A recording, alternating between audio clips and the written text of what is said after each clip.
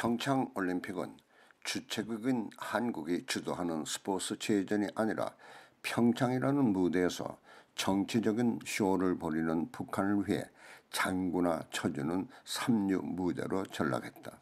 북한이 자진해서 평창올림픽에 참여하겠다고 말했으면 각종 경기를 위한 선수들의 참여 문제가 주 의제가 되어야 하는데, 이와 같은 본질적인 문제는 제쳐놓고 어마어마한 규모의 무슨 예술단을 파견하겠다는 것부터 합의한 것은 북한이 평창올림픽을 그들의 정치적인 쇼로 이용하겠다는 의도를 드러냈던 것이다.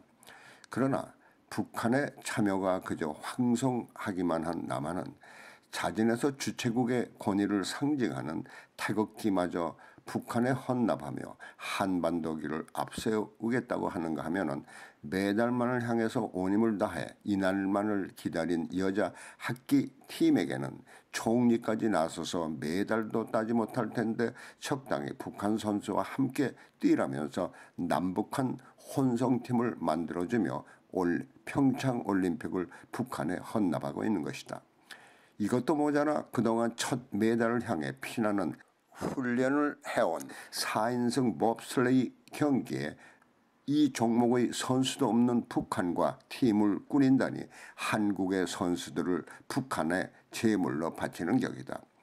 이와 같은 한국의 저자세는 북한을 기고만장하게 만들면서 남한 국민들은 태극기를 스스로 뒷전에 밀어제친 처사의 자존심을 크게 상실했으며, 특히 여자 하키팀이나 봅슬레이 선수들의 자존심을 크게 상하게 하면서 지금의 정권에 힘이 되고 있는 젊은 층의 신뢰까지 저버린 것은 이와 같은 국민적 요망을 정권의 조그만 이익을 위해 큰 것을 잃어버린 소탐대실의 결과다.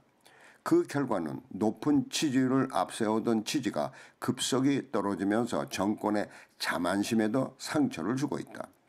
북한의 정치쇼는 북한이 남북한이 합의한 예술단 파견을 위한 사전 답사팀을 돌연 포기할 것처럼 하다가 느닷없이 방한을 결정하면서 답사팀 파견의 효과를 극대화하기도 했다.